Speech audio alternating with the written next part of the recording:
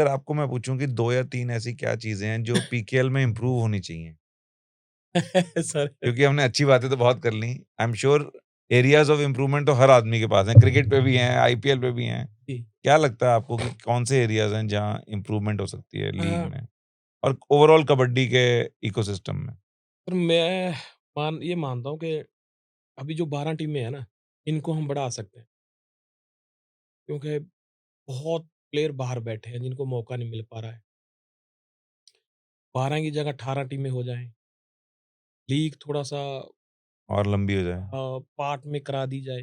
बाकी जो लीग को मैनेज कर रहे हैं, उनको ज़्यादा पता है सर क्या-क्या करना है।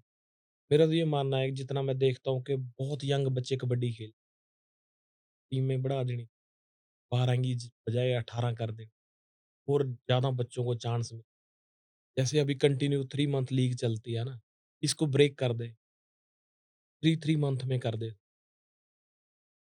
जो अभी का फॉर्मेट है कि एक जगह जाके मैचेस खेलना फिर दूसरा जगह जो कैरावान फॉर्मेट हाँ है, जी। वो वो कैसा रहता है एज़ 2 प्लेयर्स एंड 2 कोचेस? पर अलग-अलग वेदर में जाके, अलग-अलग स्टेट में जाके आप प्ले करते हो ना, उससे कबड्डी को तो बहुत बढ़ावा मिलेगा। सभी को देखने का मौका मिलता है लाइव मैच। पे अब पंजाब वाला दिल्ली आके तो नहीं देख पाएगा, अब जो तमिलनाडु का वो दिल्ली में आके तो नहीं देखेगा। बिल्कुल। तो अगर कबड्डी को हमें प्रमोट करना है, पूरे हिंदुस्तान में बढ़ाना है, तो हमें हर स्टेट में जाके खेलना पड़ेगा। 12 टीमें हैं तो 12 अलग-अलग उस वेन्यू पे मैच हों और मैच वहाँ होने चाहिए जहाँ लोग ज़्यादा देखते हैं। ये नहीं कि तमिलनाडु में आप चेन्नई में मैच करा रहे हो। ठीक है, चेन्नई में भी होना चाहिए मैच, कन्याकुमारी में भी कराओ, है ना? और हरियाणा में हम पंचकुला में करा रहे हैं, रोहतक में करानी चाहिए हमें मैच, जहाँ ज़्यादा ऑडियंस देखने आए। क्योंकि मेन मकसद तो हमारा उन परिवारों से जुड़ना है ना जो कबड्डी खेलते हैं। बहुत कम परिवार हैं जो शहर में आके मैच देखते हैं बेचारे, उनको टाइम ही नहीं मिलता वहाँ तक आने का। तो मैं चाहता हूँ कि इस चीज़ में बदलाव होना चाहिए कि वहाँ जाके मैच कराए जाएँ। कभी-कभी मतलब जो ऑर्गनाइज़र्स हैं उनको ये मुश्किल होती है कि वहाँ पे रहने की sir facility, main main main the हाँ, लॉजिस्टिक्स, वेन्यू मेन अच्छे हैं कि नहीं वो जी, सब? मेन दिक्कत यही है सर, कनेक्टिविटी नहीं है इतनी, फिर होटल्स इतने अच्छे नहीं है वहाँ पे। और सर कबड्डी को प्रमोट करना है तो वो थोड़ा-सा थोड़ा एडजस्टमेंट तो तो प्लेयरों करना को भी पड़ेगा। करना पड़ेगा। हम कोई सलमान खान थोड़ा है कि हुँ। रोहतक में जाके रह नहीं सकते। जब लीग नहीं होती है तब भी तो रहते ही हैं सर, हाँ, है सही ना? बात है। तो इतने ऐसे होटल तो है ही हैं जहाँ हम रह सकते हैं जाके। तो पर वहाँ पे बढ़ावा ज़्यादा मिलेगा। कि जयपुर में मैच करा रहे हैं वो जैसलमेर में जाके हो, हैं? जोधपुर में हो, अलग-अलग वेन्यू में होने चाहिए। अब आप सोचो यार कबड्डी जो जिसका बच्चा खेल रहा है उसके पास तो 4 पैसे आ रहे हैं, वो तो अफ़ोर्ड कर सकता है अपने परिवार को दिल्ली में ले आके मैच दिखा सकता है। जो बच्चों की अभी स्टार्टिंग है, मैंने बताया है ना कबड्डी परिवार है यार, हम मिड बहुत लो फैमिली लो से आते हैं, फैमिली उन्हें से। इतना खर्चा नहीं होता कि हम शहर में जाके मैच देखें। तो मेरा तो यही कहना है पर एक्सपोज़र उस बच्चों को जब उस लेवल हाँ पे जी, एक्सपोज़र मिलेगा तो बिल्कुल। बहुत फ़र्क इतने बड़े पड़ेगा। लेवल पे जब आप टूर्नामेंट कराओगे तो बहुत दुनिया देखने आएगी वहाँ। और क्या एरियाज़ हैं सर? और आपको कुछ और दिखता है जहाँ नहीं बाकी तो सर बेस्ट है, बाकी सारी चीज़ों में तो बहुत अच्छा हो रहा है। नए बच्चों को चांस भी मिल रहा है ना, हर चीज़ में बढ़ावा ही हो रहा है सर कबड्डी का। जो फाइनल मैच है वो मैं चाहता हूँ कि उसकी और ज़्यादा प्रमोशन की जाए, वो बड़े लेवल पे दिखाया जाए, सेमीफाइनल, फाइनल पूरा हिंदुस्तान देखे, तभी तो कबड्डी वो तो ऊपर आएगी। हाँ, सही। सर अगर कोई यंग प्लेयर्स हैं, यंग बच्चे हैं, मैं कह रहा हूँ अभी कबड्डी में आए भी नहीं हैं, जी।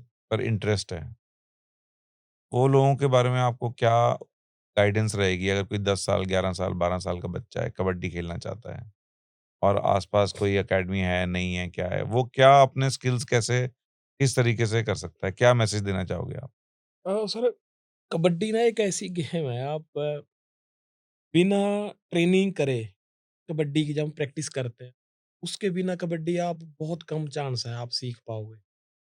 कि सर ये बॉडी कॉन्टैक्ट गेम है, इसकी स्किल ऐसी है कि आपको 6-7 के डिफेंस में रेड करनी है, तो 6-7 बंदे लगेंगे।